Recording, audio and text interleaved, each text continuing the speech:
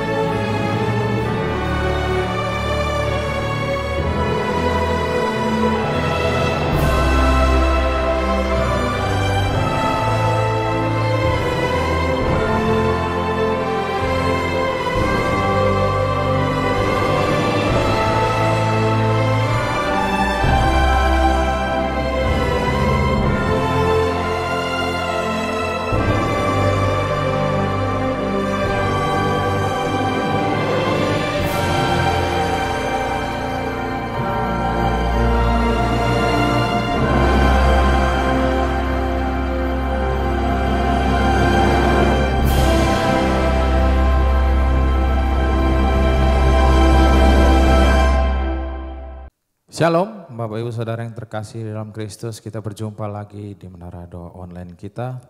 Saya percaya Tuhan akan memberkati setiap kita yang datang kepada Dia dengan kerinduan. Kita mau diubahkan, kita mau dipulihkan. Karena Tuhan saat ini akan berbicara kepada kita untuk apa yang harus kita lakukan untuk berkenan kepada Dia. Mari kita siapkan hati kita tundukkan kepala kita. Segala pujian syukur hanya bagi Engkau Allah kami yang Maha Kudus. Bapa, di dalam nama Tuhan kami Yesus Kristus. Saat ini ya Bapa, kami datang ke altar-Mu yang kudus Yesus. Kami rindu ya Bapa, kiranya Engkau hadir ya Tuhan Yesus. Engkau menjamah setiap kami ya Bapa. Kami membawa korban syukur kami kepada Engkau ya Bapa. Kami sungguh sangat haus dan rindu ingin menyembah Engkau, menikmati kehadiran-Mu ya Bapa. Biarlah di dalam hadirat-Mu kami mendapatkan kekuatan yang baru ya Yesus. Terima kasih ya Tuhan Yesus, kami percaya Bapa, segala kuasa yang bukan daripada Engkau ya Bapa saat ini. Apabila hadirat-Mu Tuhan Yesus Kristus, saat ini juga Tuhan Yesus, Engkau mengusir semuanya ya Bapa. Biarlah setiap firman yang masuk di dalam hati dan pikiran kami ya Bapa, bertumbuh menjadi subur dalam hidup kami ya Bapa. Terima kasih ya Tuhan Yesus Kristus. Kami siap menyembah Engkau ya Bapa. Haleluya. Mari sama-sama kita angkat suara kita katakan. Betapa hatiku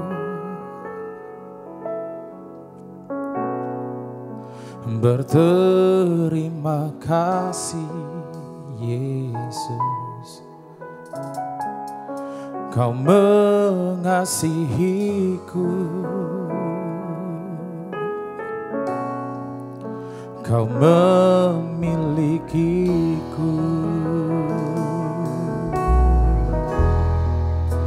Betapa hatiku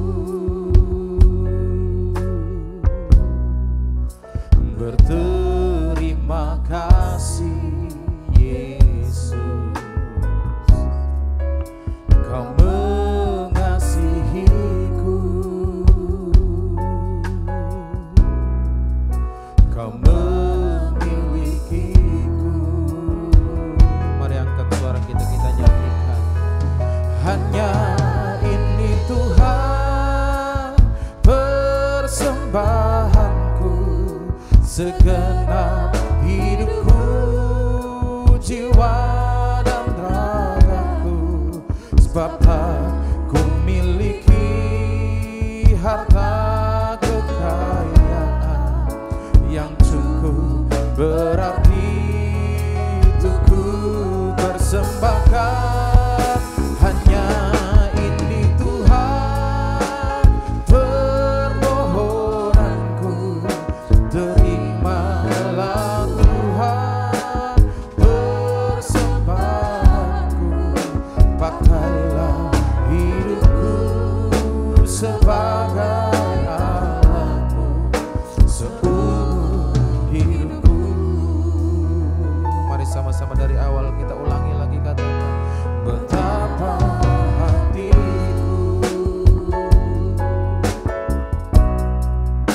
berterima kasih Yesus, Kau mengasihiku,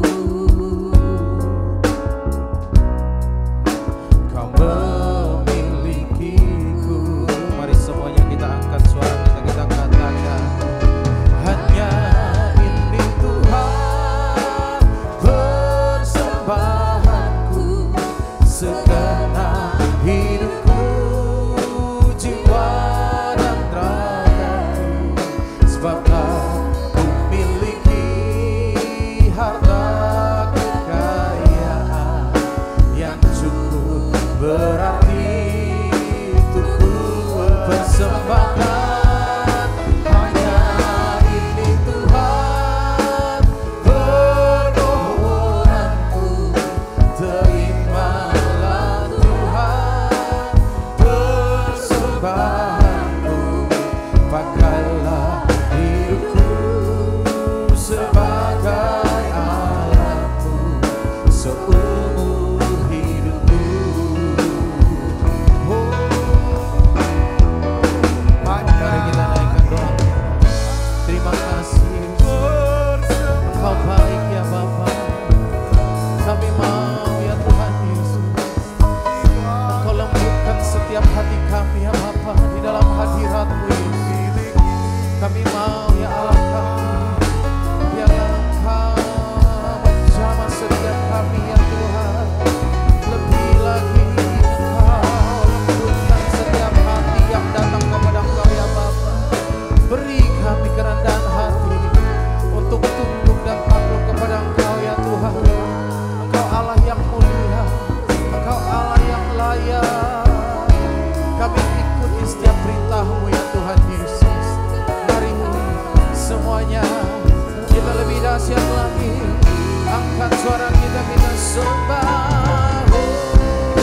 Hanya ini Tuhan persembahanku, segenap hidupku, jiwa dan ragaku, sebab aku miliki harta kekayaan yang cukup berarti untuk ku persembahkan. Hanya ini Tuhan permohonanku, terimalah Tuhan persembahanku, pakailah hidupku sebagai alatmu seumur hidupku. Mari semuanya kita nyanyikan, hanya ini Tuhan persembahanku, segenap hidupku, jiwa dan ragaku, sebab aku miliki harta kekayaan yang cukup berarti untuk ku persembahkan. Hanya ini Tuhan permohonanku, terimalah Tuhan persembahanku, pakailah hidupku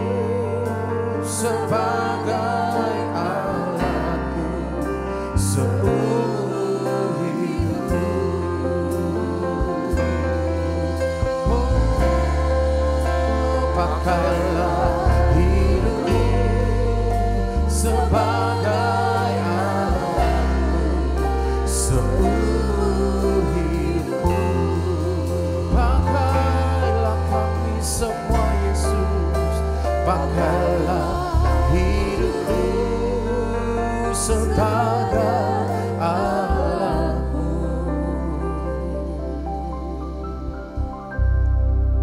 seumur hidupku.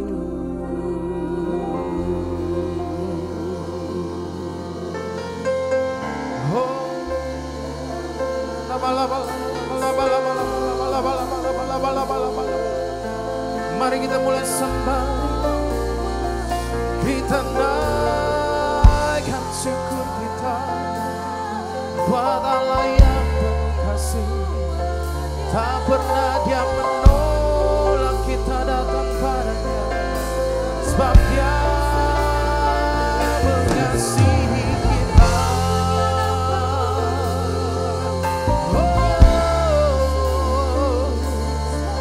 Saat ini ya Tuhan Yesus, kami umat-umat-Mu datang, kami datang menghampiri tahta-Mu ya Bapa.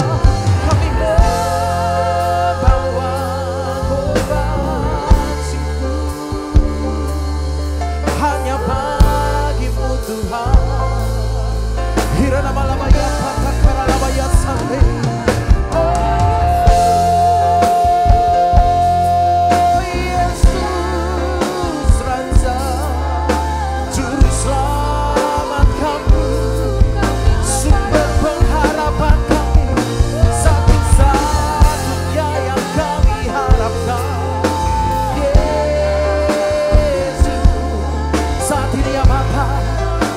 Roh Kudus-Mu Yesus, biarlah Roh Kudus-Mu menjamah kami Yesus.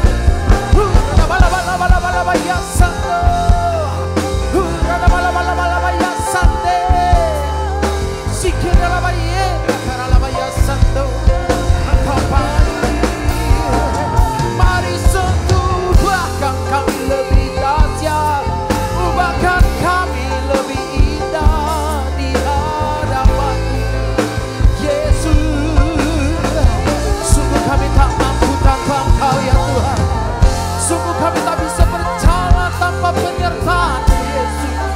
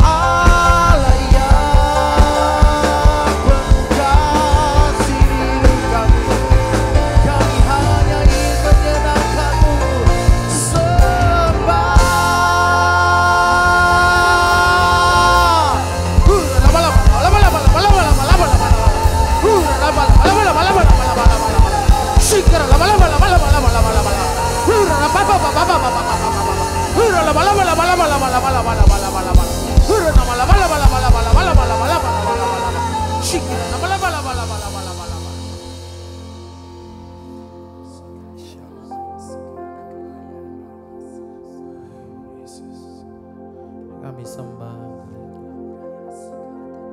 kami tak bisa hidup tanpa Engkau ya Bapa. Dalam jiwa kami selalu memuji, memuja Engkau ya Bapa.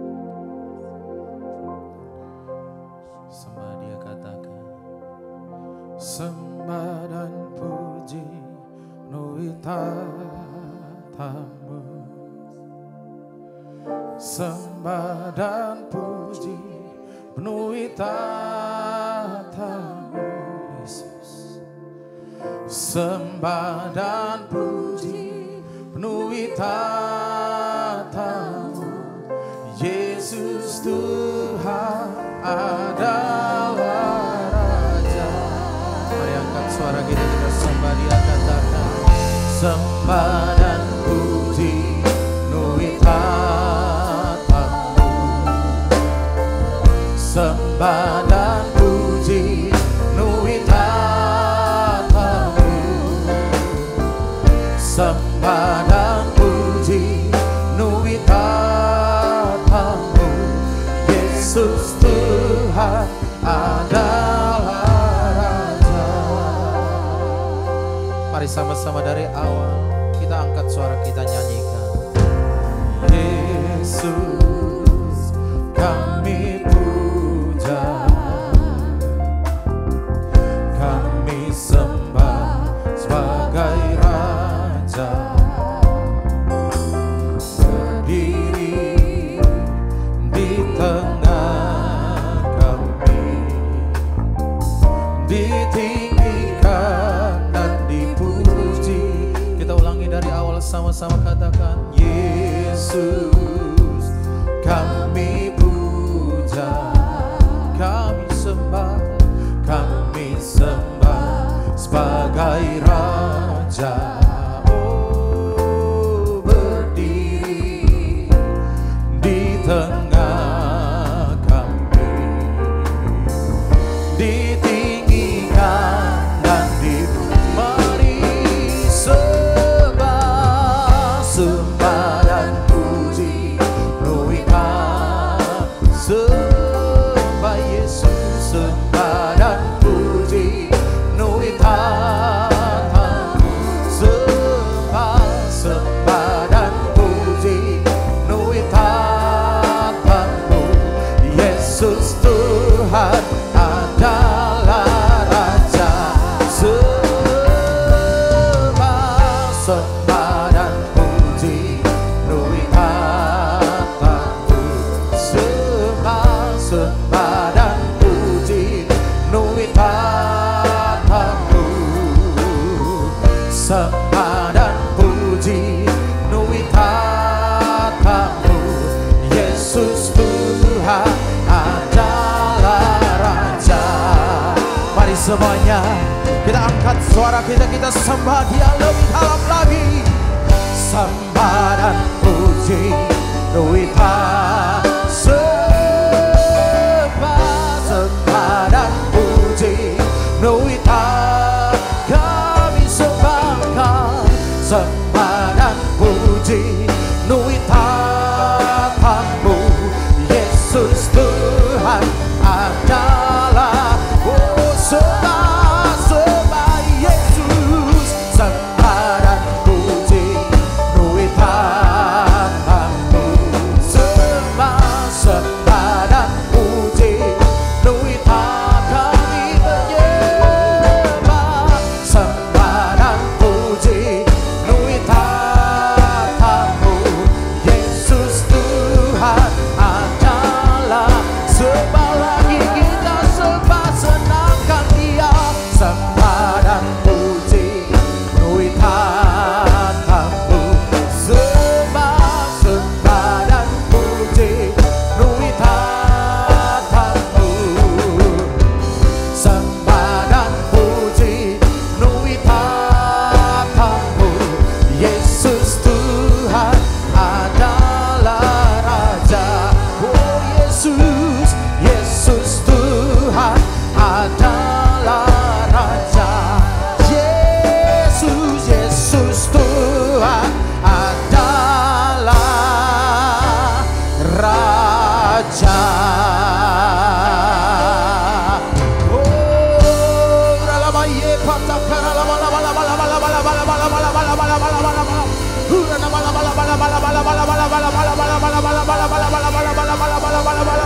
Kami sembah Raja.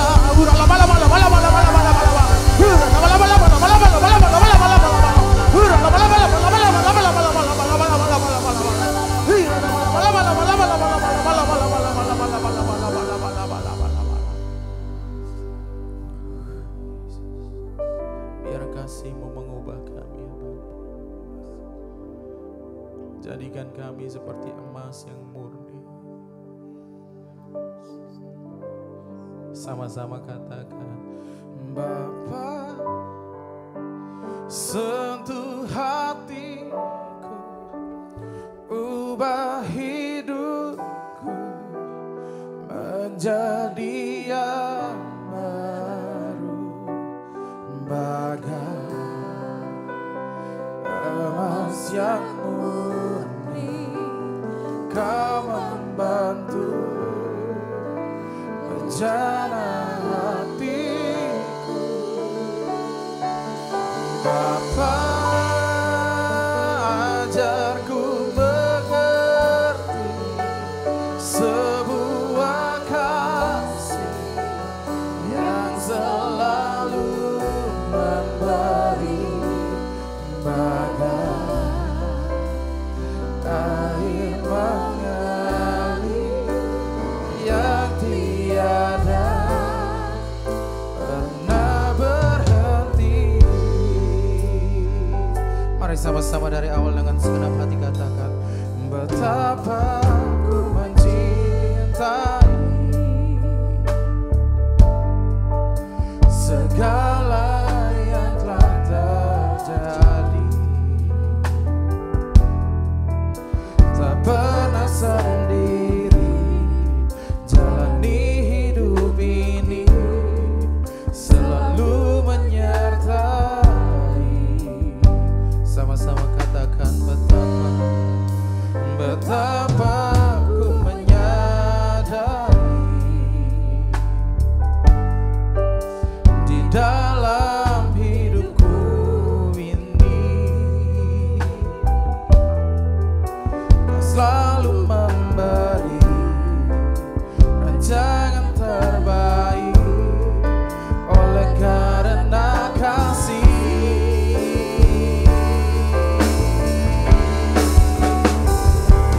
Bapa, sentuh hatiku, ubah hidupku menjadi yang baru, bagai emas yang murni. Kau membantu rencana hatiku, Bapa, ajarku mengerti sebuah kasih yang selalu memberi, bagai air mengalir yang tiada pernah berhenti.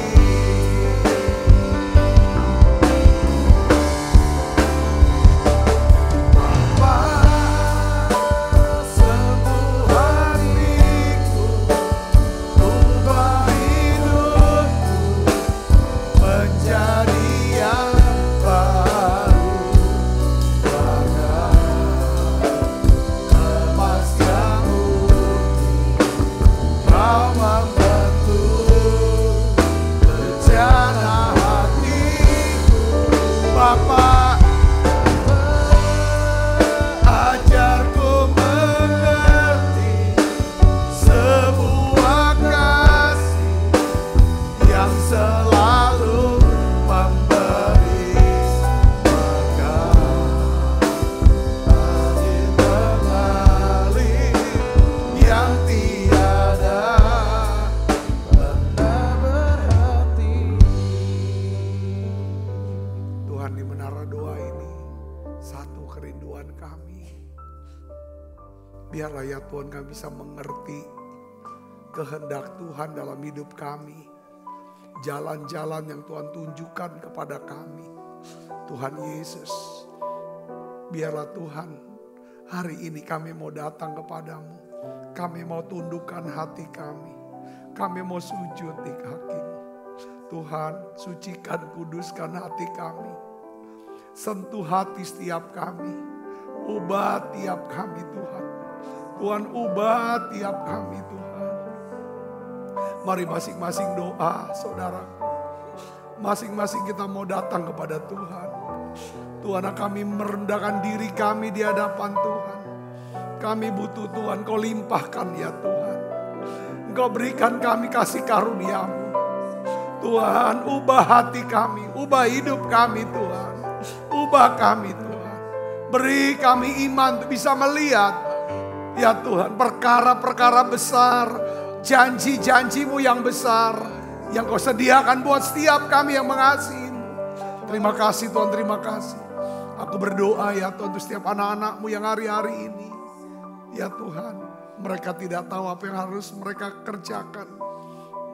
Keputusan apa yang harus diambil. Mereka mengalami kesulitan ya Tuhan. Aku minta ya Tuhan tuntunan-Mu. Ya Tuhan jalan-Mu ya Tuhan, hikmat-Mu ya Tuhan. Anak-Mu yang sakit Tuhan sembuhkan. Anak-Mu yang lemah Tuhan kuatkan. Bahkan yang susah Tuhan hiburkan. Makasih banyak Bapa. Makasih Tuhan. Pakai hidup kami. Kuduskan kami semuanya. Dalam nama Yesus. Semoga kita yang siap menerima firman hati gembira. Sama-sama katakan amin. Bentang yang meriah. Silakan kembali Ibu Bapak. Shalom saudara. Hari ini kita akan mau belajar saudara. Sesuatu yang sangat penting dan sebenarnya kita sudah tahu. Tapi kita mau terus memperbarui dan kita akan belajar lebih lagi. Saya berikan judul khotbah saya sepanjang minggu ini kita belajar tentang rendah hati. Rendah hati. Ya, saya berikan judul khotbah saya hari ini adalah berkat Tuhan bagi orang yang rendah hati. Saudaraku, ya, mari kita akan lihat Alkitab apa kata firman Tuhan mengenai rendah hati. Ya, berkatnya apa? Mazmur 25 ayat 9. Ya, di sini firman Tuhan mengatakan bahwa Tuhan itu membimbing orang-orang yang rendah hati menurut hukum. Dan Tuhan mengajarkan jalannya kepada orang-orang yang rendah hati. Jadi saudaraku, kita akan belajar rendah hati karena kita tahu inilah cara Tuhan memberkati kita kalau kita mengambil keputusan untuk berlaku rendah hati. Rendah hati itu bukanlah merendahkan atau mengecilkan diri sendiri, bukan. Ya, aku nggak bisa apa-apa, aku mah nggak tahu apa-apa, ya kan segala, bukan itu saudaraku, ya kan. Tetapi rendah hati itu adalah merendahkan diri di hadapan Tuhan, ya, merendahkan diri di hadapan Tuhan, yang artinya bahwa Tuhan, aku butuh Tuhan, aku butuh pertolongan Tuhan. Tanpa Tuhan aku tidak bisa buat apa-apa. Tanpa Tuhan aku tidak bisa, ya kan, mendapatkan apa-apa. Ya kan, orang yang rendah hati itu orang yang suka sujud nyembah. Ya kan, dia adalah orang-orang yang mengasihi Tuhan. Fokus hidupnya saudara, yaitu apa? Dia ingin melayani sesamanya. Bisa mendahulukan kepentingannya. Ya kan, mendahulukan kepentingan orang lain. Ya kan, daripada kepentingannya sendiri. Nah, kalau kita mau belajar tentang rendah hati saudara, ya kita bisa belajar ya dari Yesus. Gambaran yang sempurna tentang kerendahan hati itu kita lihat dari kehidupan Tuhan Yesus. Pribadi daripada Yesus saudaraku. Di dalam Filipi 2 ayat 4-8. Ya, Rasul Paulus menggambarkan tentang kerendahan Yesus. Kerendahan hati Yesus. Sehingga kita tahu, kita ngerti bahwa Allah telah memberikan kepada Yesus nama di atas segala nama. Dan setiap lidah akan mengaku Yesus itu Tuhan. Setiap lutut akan bertelut, yang akan menyembah daripada Yesus. Kenapa? Yesus, ya saudaraku, walaupun dia Allah, saudara, dia tidak menganggap kesetaraan dirinya, saudara. Ya kan? Tapi dia mengambil rupa, Alkitab katakan, sebagai hamba. Kita lihat, kita baca sama-sama yuk Alkitab ini. 1, 2, 3. Dan janganlah apa? Tiap-tiap orang hanya memperhatikan apa? Kepentingannya sendiri. Tetapi kepentingan orang. Jadi orang yang rendah hati, ya, dia tidak hanya memperhatikan kepentingannya dia sendiri. Tetapi dia juga memikirkan, ya, mendahulukan dan bisa melayani kepentingan orang lain. Itu rendah hati saudaraku. Bukan rendah hati kalau kita ngomong mana-mana. Aku mah gak bisa apa-apa. Aku bukan ini, bukan itu, saudara. Rendah hati adalah, saudara, bahwa kita bisa, ya kan, mendahulukan kepentingan orang, bisa memikirkan dan bisa, ya, saudara, menolong, ya. Setiap orang mendapatkan apa yang jadi keinginannya, ya saudara, bisa memperhatikan bukan cuma diri sendiri. Yang kedua, ya ayat yang kelima kita baca sama-sama. Hendaklah dalam hidupmu bersama menaruh pikiran yang dan perasaan yang terdapat juga dalam Kristus. Kita, nah, orang rendah hati selalu berdoa, selalu berusaha, ya kan, memiliki pikiran seperti pikirannya Tuhan. Pikirannya Yesus itu adalah pikiran apa? Yesus selalu berpikir dengan pikiran kasih. Makanya kalau dia lihat orang banyak, tergeraklah hati Yesus oleh belas. Itulah kerendahan hati. Saudara, mau melayani, mau menolong. Saya yakin kalau kita rendah hati, kita tidak mungkin mengambil, ya, mencuri milik daripada orang lain. Kita tidak akan mengambil hak-hak orang lain. Itu rendah hati. Yang ngerti katakan amin. Hanya kesombongan, ya, yang mendahulukan kepentingan sendiri. Pokoknya egonya jalanin. Nah, Yesus dia berkata, Yesus selalu begitu. Ya salah. Selalu pikirannya, ini latihan rendah hati. Ayat yang ke-6 kita baca sama-sama yuk. Yang walaupun dalam rupa Allah tidak menganggap kesetaraan dengan Allah itu sebagai milik yang harus dipertahankan. Melainkan telah mengosongkan dirinya dan mengambil rupa seorang hamba dan menjadi sama dengan orang yang rendah hatinya seperti itu adalah orang yang tidak selalu menuntut haknya, pengakuan, dituntut pengakuan, haknya pengakuan, minta selalu nuntut dihargai, Enggak, yes, walaupun dalam rupa Allah, dia tidak menganggap kesetaraan dengan Allah itu sebagai milik yang harus dipertahankan. Melainkan dia mengosongkan dirinya sebagai rupa seorang hamba dan menjadi sama dengan manusia. Jadi dia datang untuk melayani, ini kerendahan hati, bukan untuk dilayani. Ya, ketika kita ambil keputusan untuk berpikir bagaimana aku bisa melayani dia, memenuhi kebutuhannya, ya kan? Istilahnya saudara menjawab, ya kan, menjadi jawaban atas doa-doa. Tuhan melihat kita sebagai orang yang ini namanya kerendahan hati yang sejati. Dan dalam rupanya, dalam keadaan sebagai manusia, ia telah merendahkan dirinya dan taat sampai mati, bahkan sampai mati di atas kayu salib. Di sini Yesus bicara komitmen dia, ya, komitmennya dia mengerjakan panggilan Bapaknya untuk sampai selesai rendah hati. Nah, mengapa kita harus memilih hidup untuk lebih memikirkan kepentingan orang lain daripada diri sendiri? Ngapain pikirkan? Ini karena Tuhan perintah kepada kita. Katakan amin. Dan kalau kita belajar memikirkan kepentingan orang lain, ya, itu Tuhan lihat kita sebagai orang yang rendah hati. Ada 4 janji Tuhan, ya. Jika kita mau berlaku rendah hati, dalam arti ini rendah hati dalam ini adalah kita mau belajar memikirkan kepentingan orang lain, belajar memenuhi kebutuhan orang lain. Saudara, ada 4 hal janji Tuhan yang akan diberikan kepada kita. Saudara mau belajar jadi berlaku untuk rendah hati, saudara mau amin? Wah, saya percaya, ya kan, Tuhan akan pakai hidup kita secara luar biasa. Yang pertama, saudara, ya, jika kita berlaku rendah hati, Tuhan akan membimbing dan mengajarkan jalan mana yang harus kita tempuh. Ya, sebagaimana tadi kita sudah baca Mazmur 25 ayat 9 yang mengatakan apa, saudara?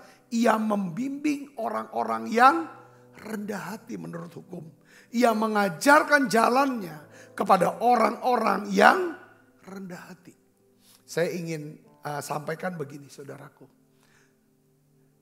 Jika kita bingung untuk mengambil keputusan, ya, jika kita tidak tahu jalan mana yang harus kita pilih, jika kita tidak tahu apa yang harus kita perbuat atau lakukan, ambil keputusan ini, saudara. Berlakulah rendah hati. Karena Tuhan janji, Kalau kita berlaku rendah hati, Tuhan akan menunjukkan jalan mana yang harus kita tempuh. Katakan amin. Rendah hati kita mau mikir, saudaraku, ya kan? Aku akan cari Tuhan. Aku akan cari Tuhan. Aku mau cari pertolongan Tuhan. Aku tidak bisa berubah dengan kekuatanku sendiri. Ya, aku tidak akan bisa dapat apapun, ya kan? Tidak bisa selesaikan apapun tanpa pertolongan Tuhan. Aku akan berdoa, aku akan minta petunjuk Tuhan untuk apa yang harus aku lakukan. Yang kedua adalah semua yang aku lakukan semata-mata bukan tentang diriku, bukan untuk kepentinganku sendiri, tetapi yang aku ya kan doakan, yang aku minta adalah ya bagaimana caranya aku bisa melayani banyak orang supaya nama Tuhan dipermuliakan. Katakan amin saudara. Ini Tuhan pasti jawab. Saya kasih contoh saudaraku, ya kan di dalam Alkitab, ya kan kita kenal namanya seorang bernama Daud. Tuhan telah menemukan Daud seorang yang berkenan di hati dia. Dan kita juga baca saudara ada Alkitab katakan bahwa ya kan Daud ya selalu berada di dalam jalan kebenangan. Kalau nggak salah 66 kali saudara peperangan yang dilakukan oleh Daud. Tidak ada satu kali pun Daud mengalami kekalahan. Kata kuncinya di mana? Daud ini selalu bertanya kepada Tuhan. Selalu saudara. Paling tidak ada 7 kata. Ya, 7 kali saudara. Bertanyalah Daud kepada Tuhan. 7 kali. Untuk 7 kali peristiwa. Itu menjelaskan bahwa Daud ketika dia ada apa-apa. Yang saudara, dia bertanya, Tuhan apa yang harus aku lakukan? Ketika dia kena apa-apa, selalu dia bertanya, Tuhan apa yang harus aku lakukan? Doa Daud ketika dia bertanya sama Tuhan, bukan tentang diri dia. Saudara, semua tentang apa saudara? Tentang bangsanya. Bagaimana bangsanya bisa dilindungi, dipelihara, dan diberkati.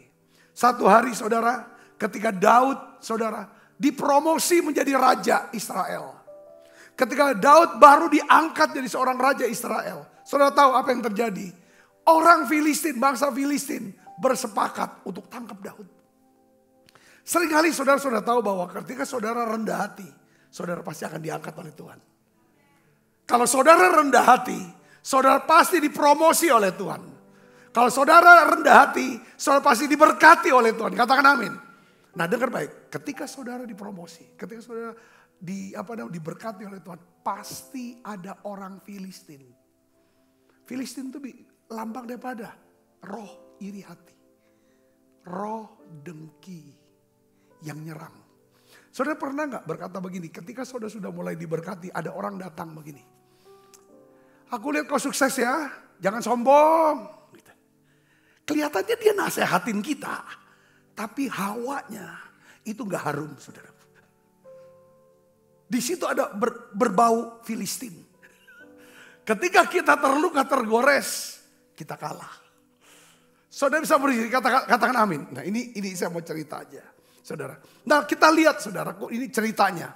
Ya, orang yang rendah hati, saya berkatakan bahwa Tuhan akan tunjukin jalan mana yang harus dia pilih. Di sini Tuhan akan membimbing dia, Tuhan akan mengajarkan dia. Saudara, tetapi syaratnya apa? Dia harus berdoa. Dia harus bertanya sama Tuhan. Seperti Daud. Sekalipun musuhnya sama. Kasusnya sama. Kalau dia timbul, dia selalu tanya. Kita baca saudara. Ya, ini kisahnya kita akan baca sama-sama. Ini bagus untuk kita belajar. 2 Samuel pasal 5. Ayat 17 sampai 25. Musuhnya sama orang Filistin. Saudara. 2 kali Daud mengalami peperangan dengan orang Filistin dalam waktu yang tidak terlalu lama. Tetapi saudaraku, ya kan, Daud bisa mengalahkan sampai 2 kali dalam peperangan ini. Tidak kalah karena Daud bertanya sama Tuhan. Dan Tuhan memberikan Daud strategi yang berbeda di dalam setiap peperangannya. Coba kita lihat sini saudara. 1, 2, 3 kita baca. Ketika didengar orang Filistin bahwa Daud telah diurapi menjadi raja atas Israel, maka majulah semua orang Filistin untuk apa? Menangkap Daud. Tetapi Daud mendengar hal itu. Lalu ia pergi ke kubu pertahanan. Kubu pertahanan tempat di mana saudara, itulah tempat perlindungan. Ini lambang daripada Yesus saudara ya. Kubu pertahanan. Dan waktu Tuhan kasih perintah sama Musa, ya kan perintah-perintahnya banyak, saudara ketahuan misal ada orang yang tidak sengaja membunuh saudaranya. Ya kan, dia harus pergi ke kubu pertahanan. Untuk melindungi nyawanya, jiwanya saudaraku. Ya kan, supaya dia tidak dibunuh karena saudara kita tahu hukum daripada Musa, mata ganti mata, nyawa ganti nyawa, segala macam saudaraku. Tapi kalau dia misalnya dia lagi sedang menebang kayu di hutan, lalu mata kapaknya itu copot, mengenai daripada salah seorang saudaranya, kepalanya, lalu dia mati, maka dia harus pergi ke kubu pertahanan. Nah Daud saudara ketika dia mendengar bahwa dia sedang dikepung untuk ditangkap oleh orang Filistin, dia pergi ke kubu pertahanan. Untuk apa dia di sana? Dia berdoa. Saudara kita baca ayat 18, 1, 2, 3. Ketika orang Filistin datang dan memencar di lembah Refaim, bertanyalah Daud kepada Tuhan. Ya, apakah aku harus maju melawan orang Filistin itu? Akan kau serahkankah mereka ke dalam tanganku? Tuhan menjawab Daud apa? Majulah, sebab aku pasti akan menyerahkan orang Filistin itu ke dalam tanganmu.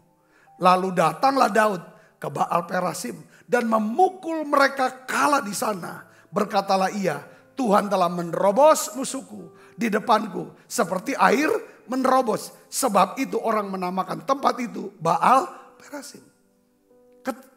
Karena Daud saudara bertanya sama Tuhan, Tuhan kasih jawab, kamu maju. Waktu dia lawan saudara, orang Filistin itu dikalahkan. Waktu dia berhasil mengalahkan orang Filistin saudara, perhatikan kerendahan hati Daud. Daud gak bilang, ini karena aku nih. Karena aku memang udah latihan perang. Ya kan, karena aku gini-gini. Karena aku sudah berdoa. Enggak, dia ngomong kayak gitu. Saudaraku, tapi dia berkata apa saudaraku? Ya, Tuhan telah menerobos musuhku di depanku seperti air. Dia memuliakan Tuhan. Saudaraku yang kasih Kristus. Lalu dampak daripada peperangan itu adalah orang Filistin meninggalkan berhalanya. Dan Daud saudara mengangkat orang-orangnya. Ayat 22. Rupanya orang Filistin yang tadi sudah dikalahkan. Saudara, sekarang di sini katakan mereka maju lagi. Saudara, untuk menyerang Daud. Ayat 22 kita baca. 1, 2, 3. Ketika orang Filistin maju sekali lagi. Dan memencar di lembah Refaim. Maka bertanyalah Daud kepada Tuhan. Dan ia menjawab. Janganlah maju. Tuhan jawabannya berbeda. Janganlah maju. Tetapi buatlah gerakan melingkar sampai ke belakang mereka.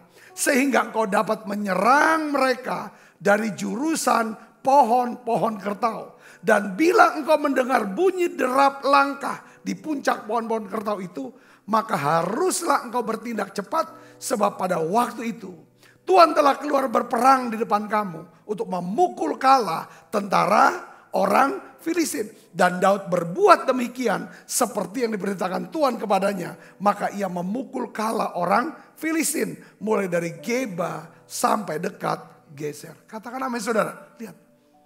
Ya, perangnya sama dengan orang Filistin, tapi strateginya berbeda. Saya melihat begini saudaraku. Saya ingin ajak saudara, ya kan? Yuk kita belajar berlaku rendah hati. Katakan amin. Orang yang rendah hati artinya apa? Orang yang suka berdoa dan meminta hikmat Tuhan. Apa yang harus aku lakukan? Setiap hari dia berdoa, minta hikmatnya. Katakan amin. Ya jadi karena Tuhan tunjukin jalan buat kita saudara yang rendah hati. Di sebuah orang, maka jalan hidup kita seperti apa? Cahaya Alkitab katakan Amsal 4 ayat 18 gini saudara. Tetapi jalan orang benar seperti cahaya fajar. Yang kian bertambah terang sampai rembang tengah hari. Jalan orang fasik seperti kegelapan. Mereka tidak tahu apa yang menyebabkan mereka tersandung. Saudara lihat ini. Saudara dan saya kalau kita mau menjadi orang yang belajar berlaku rendah hati. Tuhan berkata bahwa kita sebagai orang benar. Jalan hidup orang benar itu seperti apa? Cahaya fajar yang kian lama terang, Terang. Sampai rembang tengah hari. Mungkin saudara berkata dunia ini makin susah, makin berat. Tapi saya yakin kalau kita berlaku rendah hati, ada apa-apa, berdoa dan tanya sama Tuhan.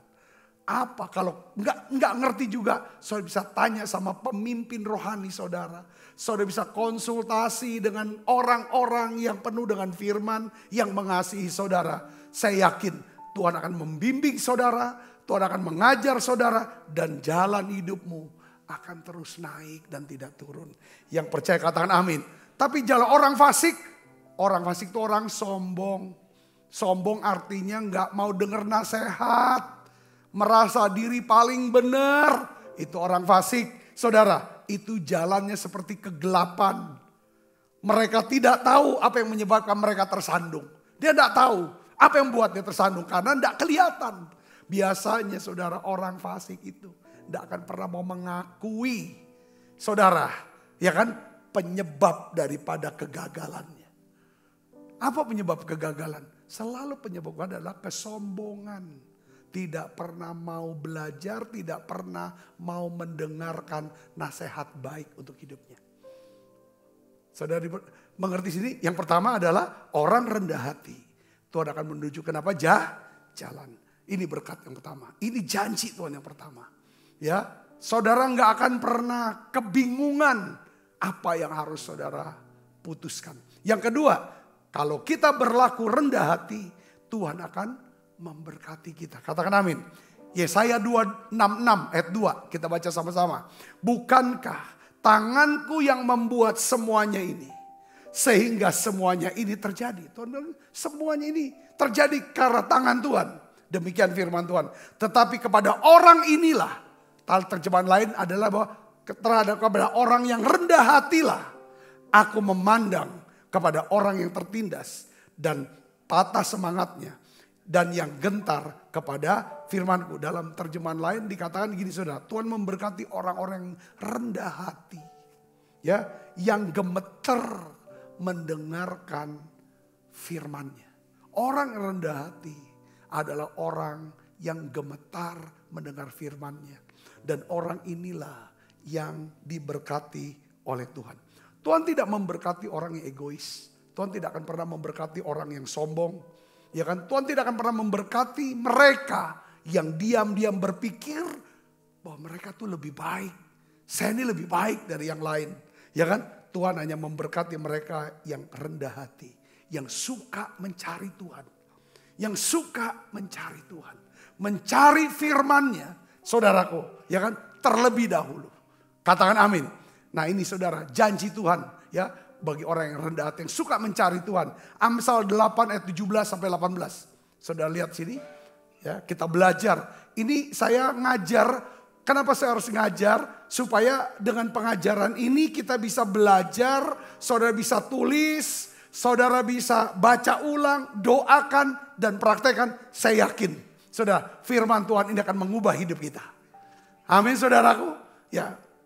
Ya, kita akan baca sama-sama Amsal 8 ayat 17 sampai 18. 1, 2, 3. Aku mengasihi orang yang mengasihi aku. Orang yang tekun mencari aku akan mendapatkan aku. Kekayaan dan kehormatan ada padaku. Juga harta yang tetap dan keadilan. Saudara, orang yang rendah hati adalah pasti adalah orang yang mengasihi Tuhan. Orang yang suka mencari Tuhan. Katakan amin. Tuhan bilang begini, ya kan? Orang yang mengasihi aku, ya kan? Aku mengasihi orang yang mengasihi aku. Saudara, kalau kita menjadi orang yang rendah hati, yang suka mencari Tuhan, mengasihi Tuhan, kita akan makin ngerti bahwa kita adalah orang yang dikasihi oleh Tuhan. Katakan amin, saudara. Nah, dia kan orang yang tekun mencari aku akan mendapatkan aku. Tekun mencari Tuhan itu artinya apa? Tekun mencari firman-Nya, hikmat-Nya, jalan-jalannya gimana. Itu saudara, Alkitab katakan, ya kan? Kekayaan dan kehormatan ada padaku, kata Tuhan. Jadi kalau kita tekun mencari Tuhan, saudara, maka kekayaan dan kehormatan akan kita dapatkan. Banyak orang cari kekayaan dan kehormatan, dia kejar itu, tapi gak ada cari Tuhannya. Banyak orang cari berkatnya. Berkat Tuhan. Tidak cari Tuhannya. Tuhan ini ada berkatnya. Katakan amin. Di dalam Tuhan ini. Barang saya mencari aku, dia akan mendapatkan aku. Dijelaskan saudara. Aku ini dalam diri aku ada kekayaan, ada kehormatan. Harta yang tetap. Apa yang harta yang tetap? Jiwa-jiwa. Keluarga kita yang belum diselamatkan. Kalau kita suka mengasihi Tuhan, suka mencari Tuhan, maka Tuhan akan genapi janjinya. Satu orang bertobat, seluruh keluarganya diselamatkan. Ini harta yang tetap. Ini harta yang kekal. Ini jiwa. Saudara, jiwa itu adalah yang kekal itu 3. Allah itu kekal. Firman Tuhan itu kekal. Jiwa-jiwa itu kekal. Katakan amin saudara. Dan keadilan. Ada 4 hal. Kalau saudara yang kan mau berlaku rendah hati. Dengan cara mengasihi Tuhan. Mencari Tuhan. Tuhan bilang, aku akan berikan 4 hal ini. Kekayaan, kehormatan, jiwa-jiwa, dan keadilan. Katakan amin. Saya yakin saudara kalau saudara mau jujur. Saudara yang dulu. Ya kan? Belum mencari Tuhan. Belum kenal Tuhan. Sekarang sudah sekian lamanya saudara cari Tuhan. Saudara mengasihi Tuhan, maka saudara melayani Tuhan. Saya lihat sini. Apakah Tuhan pasti buktikan ini? Kekayaan Tuhan berikan buat saudara.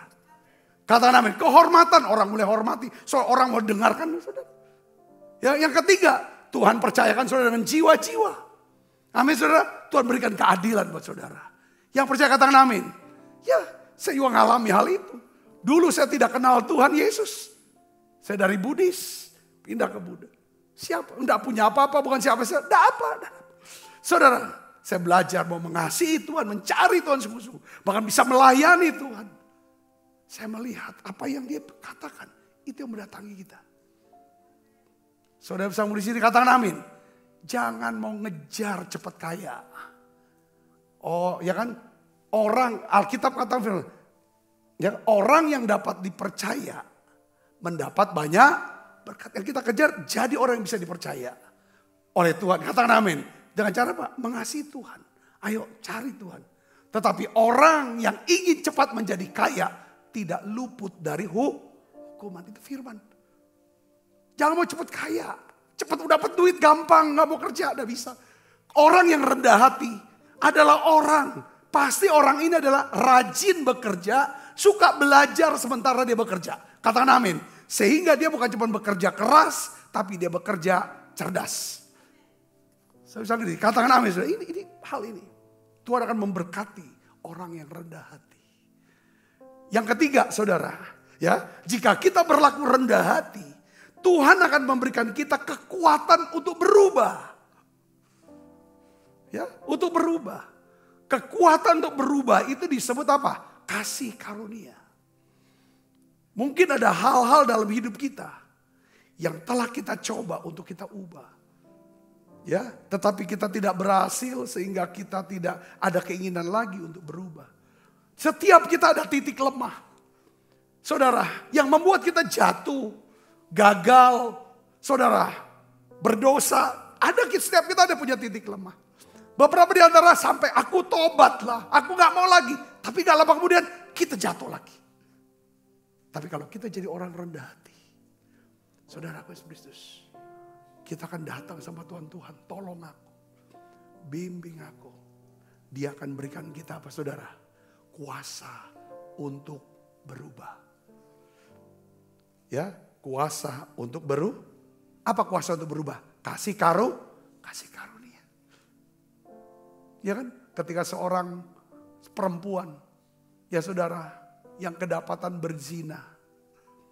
Saudara, dibawa kepada Yesus oleh orang Farisi, ahli Taurat. Mereka berkata kepada Yesus, Musa berkata kalau orang dapat zina, ini harus dilempar batu sampai dia mati. Tuhan Yesus berkata apa? Menurut kamu gimana? Mereka mau menguji Yesus. Kalau Yesus bilang, ya kan?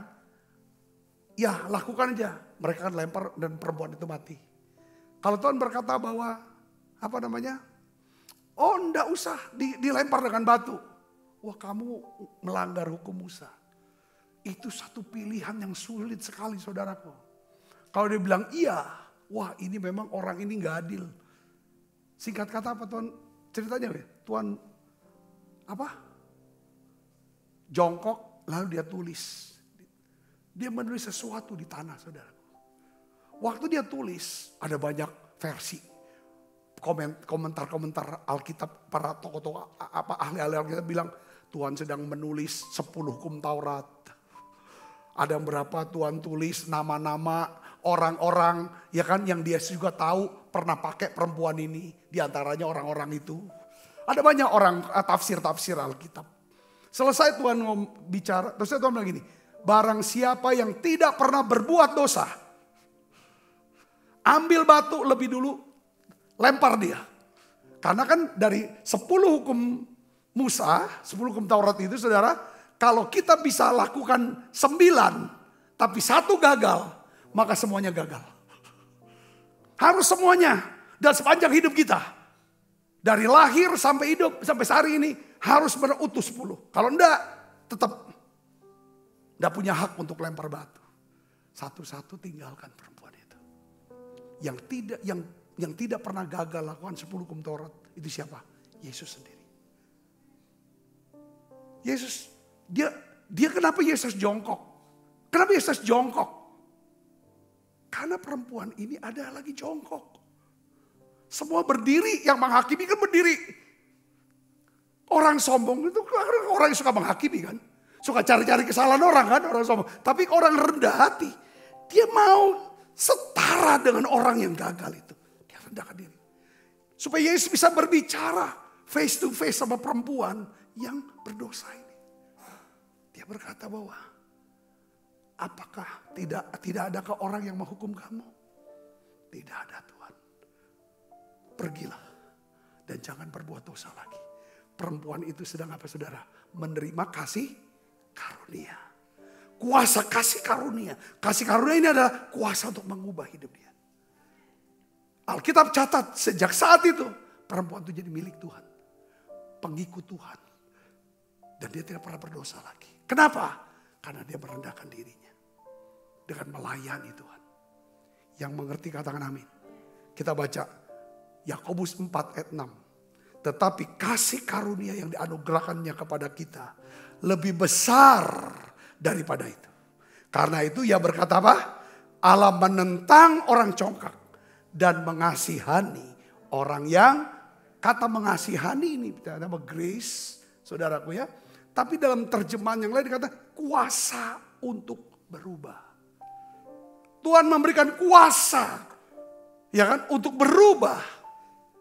Ya, kepada orang-orang yang rendah. Semakin kita rendah, semakin rendah hatinya kita, semakin berlimpah kasih karunia yang Tuhan berikan kepada kita. Katakan amin saudara. Kalau kita berubah, pasti kan saudara, berkat Tuhan juga makin berubah, makin besar hidup kita. Saudaraku, ya itu yang 3. Yang pertama adalah kalau kita berlaku rendah hati, Tuhan akan menunjukkan jalan buat kita. Dia akan bimbing, dia akan ajar kita. Yang kedua kalau kita berlaku rendah hati adalah kita akan hidupnya dalam berkat sama Tuhan. Katakan amin. Yang ketiga kalau kita rendah hati maka ya kan kita akan diberikan kuasa untuk berubah. Ada kekuatan untuk berubah. Apakah sebagai orang Kristen saudara punya kerinduan untuk aku mau mengalami perubahan. Saudara, Kristen bukan soal sakit sembuh, miskin kaya, hidupnya enak, bukan tentang itu. Kekristenan adalah sangkal diri, pikul salib setiap hari. Katakan amin. Berubah. Yang terakhir, yang keempat saudara. Ya, jika kita berlaku rendah hati, Tuhan akan mengurangi level stres kita. Maksudnya level stresnya akan berubah. Saudara mau berlaku rendah hati? Saudara mau belajar rendah hati? Yuk kita belajar saudara. Saya senang khotbah tentang rendah hati bukan karena saya sudah rendah hati. Ini untuk mengajar saya, mengingatkan saya. Supaya saya bisa belajar. Karena gini, saudara. Kalau kita sombong, kita congkak. Itu enggak usah ini. Jalan menuju kejatuhan, kehancuran. Itu adalah dengan berlaku apa? Congkak. Kecongkakan adalah awal dari segala kejatuhan. Kalau sombong itu mau jatuh. Tetapi orang yang rendah hati itu akan ditinggikan oleh Tuhan.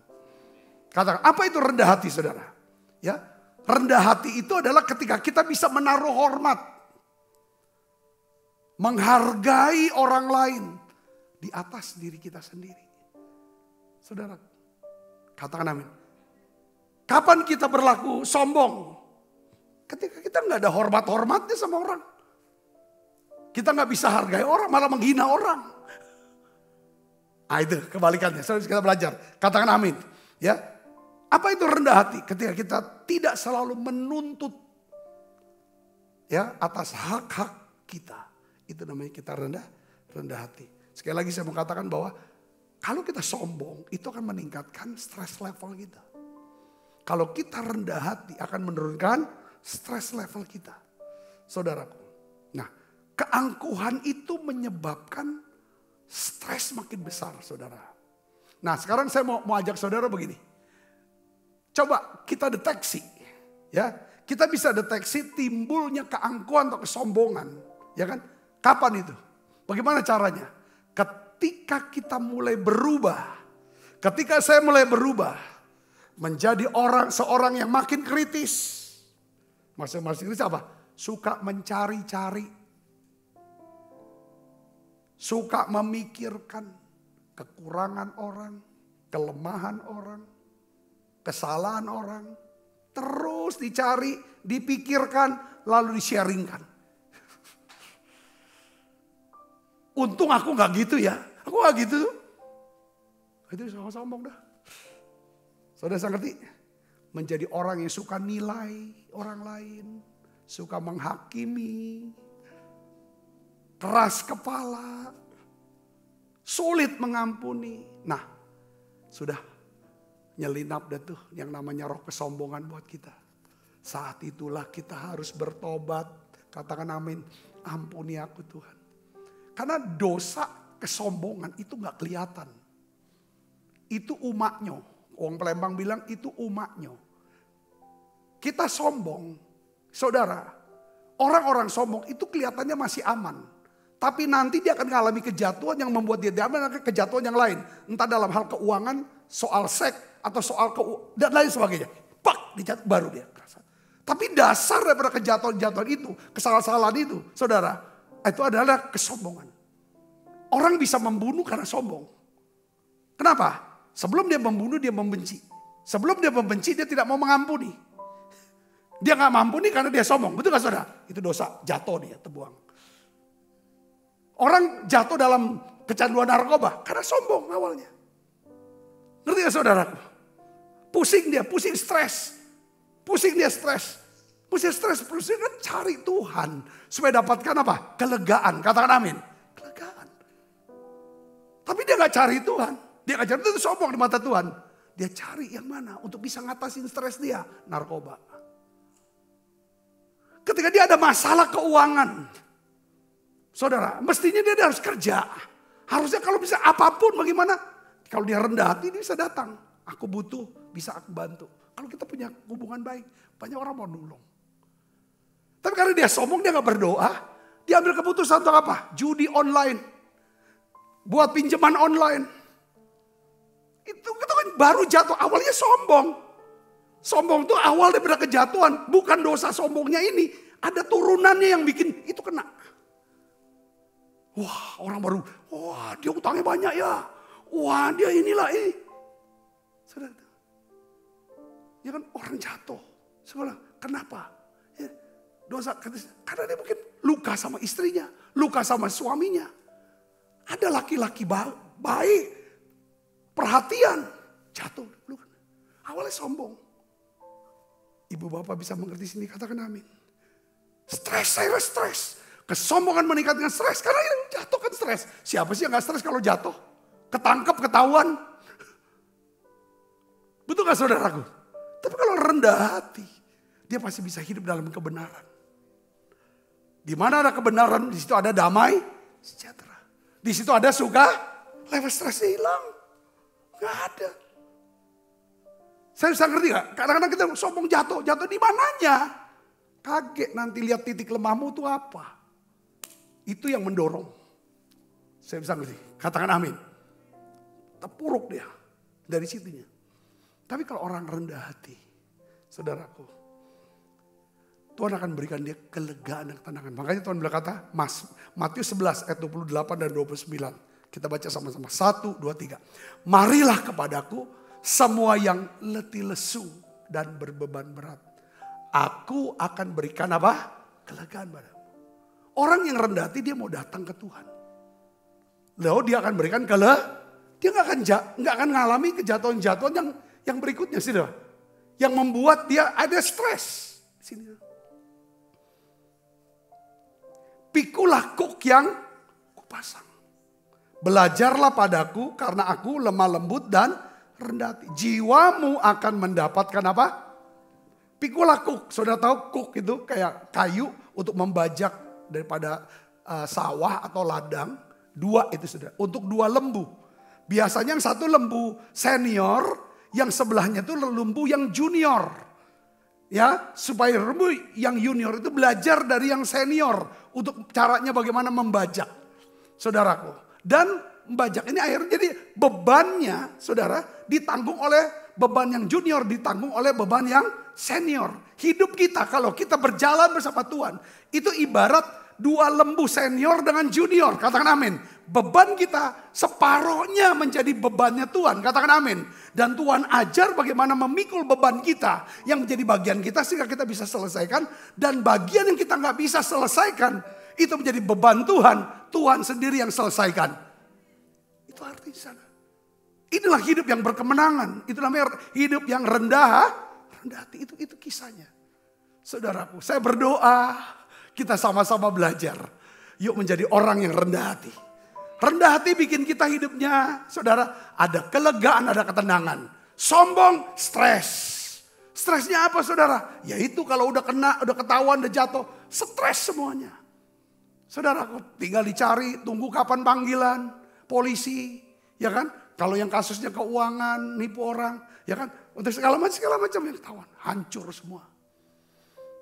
Hari ini saya berdoa, biar mari Tuhan, kalau kita tutup mata kita, Tuhan, ampuni dosa kesombongan kami, ampuni keangkuhan kami. Kami tidak sungguh-sungguh mencari Tuhan, kami tidak sungguh-sungguh ya Tuhan mencari firman-Mu, kami tidak gentar dengan firman-Mu. Hari ini Tuhan, kami tidak pernah menanyai Tuhan. Tidak pernah doa dan tanya petunjuk-Mu Tuhan itu apa. Kami tidak pernah minta nasihat dan konseling dengan orang-orang yang rohani. Sehingga kami ambil keputusan yang salah. Yang menyebabkan kami jadi stres. Ampuni kesombongan kami Tuhan. Sucikan, kuduskan hati kami Tuhan. Beri ajar kami Tuhan. Hari ini kami mau merendahkan diri kami. Ampuni dosaku Tuhan. Ampuni dosa kami ya Bapa. Pulihkan hidup kami. Sembuhkan kami. Pulihkan kami. Sembuhkan kami. Tuhan, kami mau bangkit dan jadi terang. Terima kasih banyak Bapa. Makasih Roh Kudus. Kami mau ya Tuhan fokus kepadamu ya Tuhan. Mengasihi Tuhan, mencari Tuhan. Dan kami mau melayani ya Tuhan. Mari kita bangkit berdiri, kita akan berdoa yuk. Sucikan dan kuduskan hati ini untuk layak menghadap hadirat-Mu. Tubuh jiwa rohku ku serahkan padamu.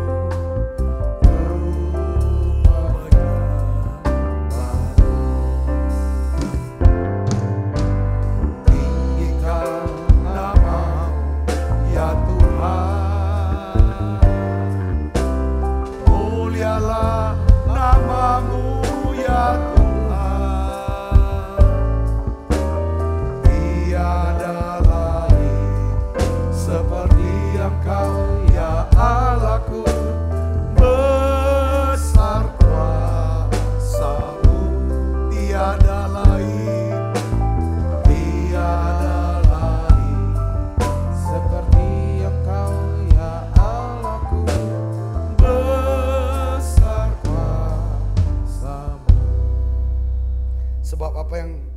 teruskan kepadamu telah aku terima dari Tuhan. Yaitu buat Tuhan Yesus pada malam waktu diserahkan mengambil roti, angkat roti. Dan setelah itu mengucap syukur atasnya. Ia memecah-mecahkannya dan berkata, inilah tubuhku yang diserahkan bagi kamu. Perbuatlah ini menjadi peringatan akan aku, saudaraku. Bukankah roti tangan kita ada persoalan kita dengan tubuh Kristus? Mari makan dalamnya.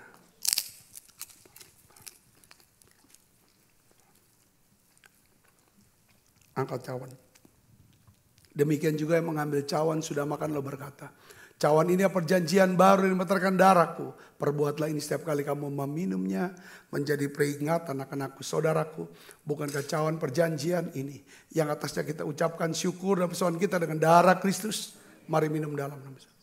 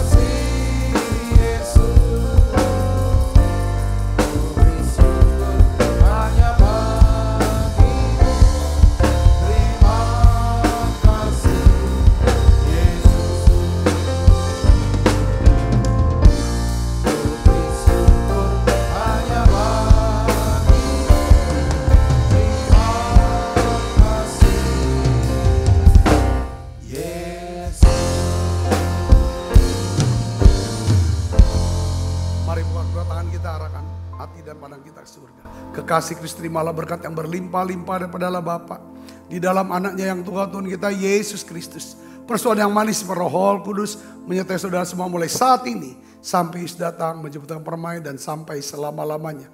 Semua kita yang percaya dan berkati sama-sama katakan amin. Tuhan berkati saudara semuanya.